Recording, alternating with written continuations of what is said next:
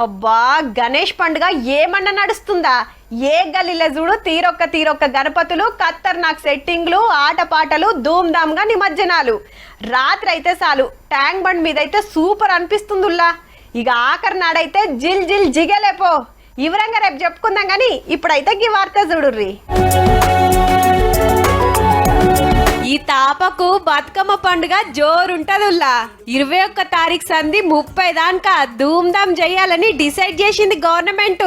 వరంగల్ 1000 స్తంభాల గుడిలా చాలు చేసి Tank Bund, LB stadium, people's plaza ఇట్లా రోజుకో కాడ ఆడతారట సర్కార్ తరపున. ఎంగిల్ పూల నుంచి సద్దుల దాకా ఎన్నో ప్రోగ్రాంలు పెడతారట. ఎల్బీ స్టేడియంలో గిన్నీస్ వరల్డ్ రికార్డు ప్రయత్నం 10,000 కంటే ఎక్కువ మందితో పాల్గొనే విధంగా దేశమంతా పబ్లిసిటీ చేసే కార్యం సుత పెట్టుకున్నామని 3 మంత్రులు మీటింగ్ పెట్టి గొప్పగా చెప్పిండ్రు.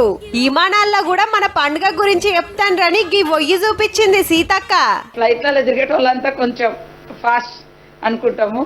సో మన గ్రామీణ, మన బతుకమ్మ, మన తంగేడు పువ్వులు, మన కట్ల పువ్వులు, ఇట్లా అన్ని రకాల గునుగు పువ్వు, గుమ్మడి పువ్వు విశిష్టత అంతా కూడా తెలుసుకోవడము నేటి తరానికి కూడా అవసరం. ఇక ఎప్పటి లెక్కనే విమలక్క బహుజన బతుకమ్మ చేస్తుంది. ఈ సంవత్సరం ప్రకృతి రక్షణే ప్రజల రక్షణ, ప్రకృతి విధ్వంసం అంటే ప్రజలపైన యుద్ధమే అనేటువంటిది ఈ విషయాన్ని ముందుకు తీసుకొస్తూ ఇయాల్టికైతే గింతే. ఎంగిలి పూల ముంగట మల్లోపారు చెప్పుకుందాం తీయుర్రి.